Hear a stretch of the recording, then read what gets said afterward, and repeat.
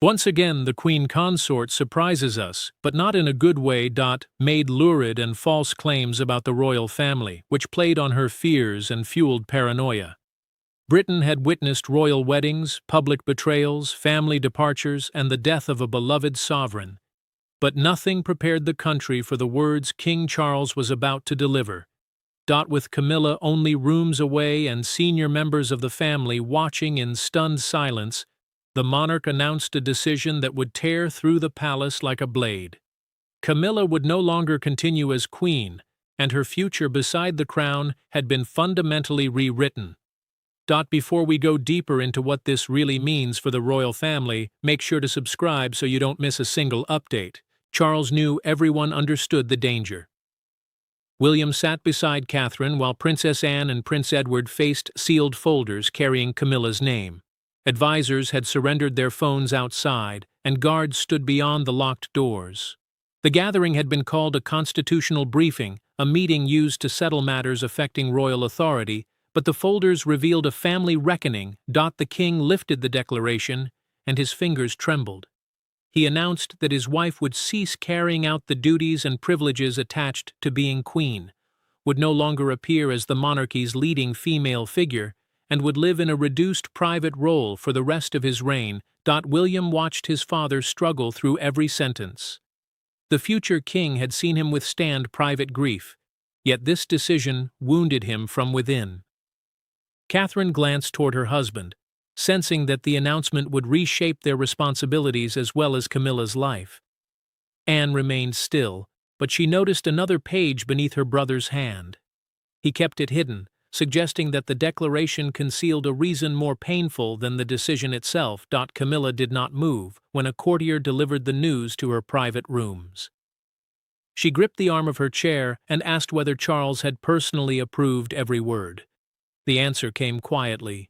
He had. The queen consort looked toward the closed door, then back at the notice, searching for language that might leave room for forgiveness. None existed. The order was permanent. No review had been promised, no temporary withdrawal offered, and no path back to her former standing remained. She rose, set the paper down, and began walking toward the monarch's private rooms. William saw the movement begin and understood what would follow.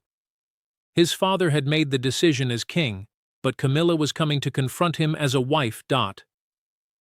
While the country struggled to understand what Charles had taken from Camilla, those inside the palace knew the deeper question was not what she had lost, but what each member of the family now stood to gain, sacrifice, or expose. Behind the title stood 5 people bound by blood, marriage, duty, and decades of unresolved pain. Charles had made the announcement, but he could not escape the woman whose future he had just destroyed. Camilla had survived public hatred to reach the throne, only to be pushed away from it by her husband. William, standing between them, understood that one wrong word could turn a royal decision into a permanent family war. Charles remained alone after the meeting. He removed his glasses, pressed his fingers against his eyes, and stared at the declaration. The crown, the authority of the sovereign rather than the person wearing it, demanded stability. Yet the king knew stability had come at a price. He had defended Camilla through scandal and rejection. Now he had become the one person who could take everything away. She had once been the outsider, waiting beyond palace doors. Becoming queen had represented survival, acceptance, and victory after years of humiliation. Losing that place did not feel like a change of duty. It felt like abandonment. Camilla refused offers of help inside her apartment. She sat beside the folders and told her aide that she would speak only to Charles. The queen consort had trusted his protection when anger was fiercest, and she could not understand why it had failed. Outside the room, William stopped with his hand raised toward the door. He carried old wounds connected to her place, yet hearing her voice break left the prince caught between resentment and pity. He lowered his hand without knocking. Charles was unraveling behind one door, while his wife waited behind another, and the future king could protect neither without betraying the other. Catherine felt the danger when an advisor handed her the revised schedule. Several ceremonial responsibilities once assigned to Camilla would now pass to her. A ceremonial responsibility meant a public royal duty representing continuity and rank. The princess understood why the transfer mattered. Every appearance would make her look like the beneficiary of another woman's fall. She told William she wanted no celebration, and he agreed, knowing silence might still be mistaken for ambition. Anne then drew her nephew aside. She warned him that the crisis had not grown from one disagreement. During a private royal ceremony, Camilla had crossed a boundary Charles had explicitly ordered everyone to respect. The Princess Royal said a documented account would explain why her brother could no longer defend the position. To understand why the king was willing to wound the woman he had defended for most of his adult life, the family would have to return to the ceremony where one quiet act turned tension into betrayal. The collapse did not begin with shouting. It began with a chair, a sealed order, and a ceremony that was never meant to attract attention. Only a handful of royals were present when Camilla made the choice that changed everything. Charles had issued a direct instruction about the future of the monarchy. She understood it. William understood it. Yet, when the decisive moment arrived, she ignored the king's wishes and forced him to confront a fear he had buried for years. Tension had been gathering long before Windsor. Camilla had pressed for loyal figures to retain royal patronages, household appointments, and places near the center of the ceremony. A royal patronage is an official link between a member of the family and a charity or public body. While ceremonial precedence decides who stands, enters, or sits before whom, Charles feared that rival households were beginning to blur authority just as William and Catherine were moving closer to the throne. The king needed one line of command. His wife feared that clarity would make her disappear. Camilla made that fear visible during a closed investiture planning ceremony at Windsor Castle. An investiture is a formal event where the monarch or another senior royal presents honors. Charles had left a sealed, written instruction reserving the central chair for Catherine. Yet the queen consort took it before the meeting began and refused an aide's request to move. Catherine stopped in the doorway. She said nothing. Camilla kept both hands on the chair's arms, forcing everyone to understand the challenge without a single raised voice. William entered later, saw his wife standing aside, and felt anger rise within him. The prince believed the act was designed to diminish her future role, but Catherine's silence warned him not to turn the insult into war. Charles confronted Camilla privately after the ceremony. He asked why she had ignored him, and she answered in a recorded palace account that she would not become invisible because the next generation was impatient. The king heard more than defiance. He heard a warning that his marriage and the succession were now pulling in opposite directions. Anne deepened that fear when she handed her brother a documented folder showing earlier instructions, altered, delayed, or reinterpreted by members of Camilla's household. The Princess Royal then pointed to the replaced seating cards. Someone had prepared the challenge before anyone entered. Charles summoned Camilla to his study without advisors. He placed the altered seating plan between them and waited for the door to close. The chair at Windsor had exposed the struggle, but it was inside the king's locked study, far from courtiers and cameras, that marriage, power, and the future of the crown finally collided. Charles did not raise his voice when Camilla entered the study. That made the moment more frightening. The altered seating plan lay on the desk between them, its crossed-out names carrying the weight of an accusation neither could soften. She expected anger. What she saw instead was grief. Then the king asked the question that stripped away every title, every defense, and every carefully protected memory. Had she ever truly intended to respect the future he was trying to build? Charles wanted one answer. Had the Windsor change been a misunderstanding, an act of defiance, or part of a wider effort to preserve Camilla's influence? The king had defended her through scandal, hostility, and years of danger. She entered believing that history still protected her. He entered knowing love could no longer settle what duty had placed before them. Charles slid the seating plan across the desk and asked whether she had authorized Catherine's name to be removed. The document recorded who would occupy each ceremonial position, so every name carried meaning. Camilla admitted she had known the central chair was intended for Catherine. The queen consort argued that surrendering every sign of seniority would leave her queen in name only. She had fought too long to reach that place and felt the future slipping away. Charles answered with words she had never expected. The throne, he said, had never been created to prove their love. The king still loved her, but as sovereign, the person carrying constitutional responsibility, he could not allow affection to override the succession. Camilla flinched. She removed a royal brooch and placed it beside the document. A royal brooch is more than jewelry at state events. It signals status and belonging. She told him he could not ask her to wear symbols of power while denying her the power to use them. Charles opened Anne's file. It contained documented records of unauthorized contact between Camilla's office and ceremonial planners, proving the Windsor change had been coordinated. She accused William's household of building a case against her. The king stopped her. His son had not made the final recommendation. He had. That admission broke the final defense. Camilla rose without asking for mercy. She left the brooch on the desk, closed the door, and did not look back. Charles waited until her footsteps disappeared, then pressed the private bell. When the constitutional secretary entered, the monarch ordered an irreversible declaration reducing her role. A constitutional secretary is the senior advisor who turns a sovereign's decision into a royal instruction. The marriage had survived disgrace, opposition, and decades of judgment. But once Charles turned their private rupture into a formal order, the battle moved from emotion to authority.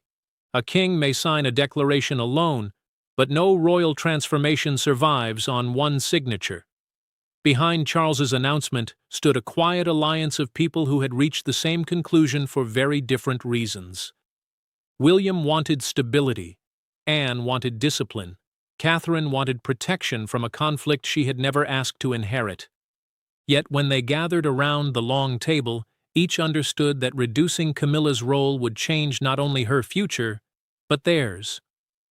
Charles took his place without ceremony.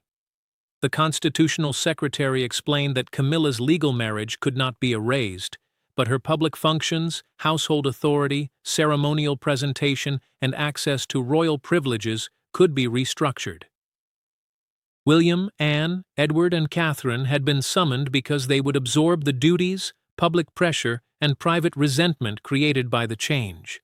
The king knew the decision would not remain confined to one household. It would redraw the balance of the family. Catherine opened the proposed schedule and went still. Her name appeared beside ceremonies Camilla had expected to lead. The princess understood the danger immediately. Every new responsibility could be presented as proof that she had benefited from another woman's humiliation. William leaned forward and insisted that his wife must never appear to have demanded the transfer. The prince feared that public sympathy for Camilla would harden into suspicion against Catherine, damaging the future they were meant to protect. She agreed, but her discomfort deepened as each reassigned duty made the conflict more personal. Anne turned toward Charles and refused to soften the truth. Protecting Camilla from the consequences, she said, would now weaken the crown and destroy his credibility. The Princess Royal reminded her brother that authority survives only when rules apply to those closest to the sovereign. He listened without protest. Edward remained beside them, knowing that several duties would fall to him as well, and his silence confirmed that the alliance was no longer theoretical. The advisors then disclosed the harshest terms. Camilla's household appointments and public engagements would require approval from the sovereign's office, meaning the king's central staff would control what she could authorize. Charles signed a second instruction, preventing reversal during illness, pressure, or temporary withdrawal. He set down the pen, looked at William, and warned that a future monarch must never confuse affection with constitutional responsibility. Minutes later, Camilla's senior aide received an order to clear an office suite before sunset. The palace watched helplessly. The signatures were silent, but their consequences were not. By the time Camilla's household received its first instructions, the queen's former world had already begun disappearing around her. The first sign of Camilla's new reality was not a headline or a public statement. It was an empty schedule. Engagements vanished. Briefing folders stopped arriving. Staff members who had entered her rooms every morning were redirected elsewhere without explanation. Then came the order to clear the office from which she had exercised royal influence. For the woman who had fought for decades to stand beside the king, the silence of the palace became more brutal than open rejection. Camilla entered her office and stopped. Archival boxes stood beside the desk, waiting for a life she had not agreed to pack away. An aide explained that the rooms had to be cleared before evening. The queen consort refused to touch anything. Packing the objects herself would feel like accepting Charles's judgment, and she was not ready to grant him that victory. Her court calendar, the official schedule listing royal appearances, had already been emptied. Invitations requiring the queen had been reassigned or postponed, while her communications team was ordered to send every statement through the central palace office. The change mattered because her household had once spoken with its own authority. Now, even her words required permission. The aide began removing framed photographs in silence. Camilla watched until the woman reached a private picture of Charles. She crossed the room, took it into her own hands, and held it against her chest. The king had defended her when the country rejected her, yet his order was now dismantling the world they had built together. Another folder brought a deeper wound. Several charities had received letters stating that Catherine, Anne, or Sophie might represent the crown at future events. A royal representative acts publicly on behalf of the sovereign, so each replacement showed that Camilla's absence was being designed to last.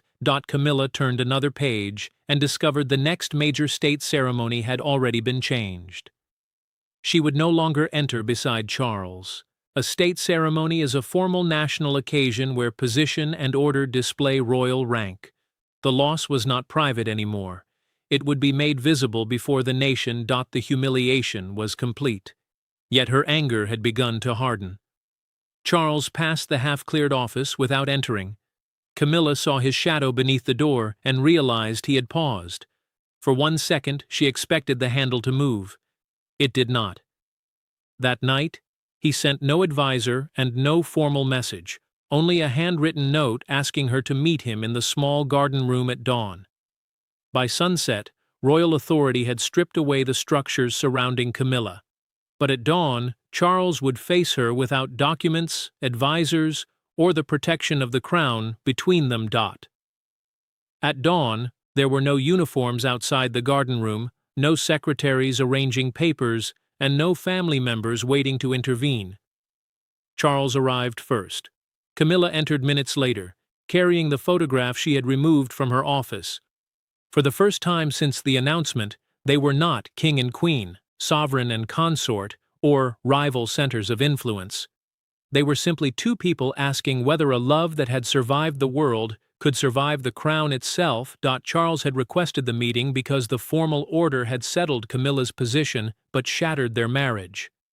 The king understood that royal authority could define duties, residences, and public rank. Yet it could not answer whether she still belonged beside him in private. Camilla had not come to demand restoration. She needed to know whether his decision had removed only her role or destroyed his trust as well. The queen consort placed their photograph on the table and asked whether he had acted because she had embarrassed the monarchy or because he no longer believed in her. Charles did not hide behind procedure. He told Camilla that he still loved her, but love could not excuse actions that placed their bond above the succession and the unity of the family.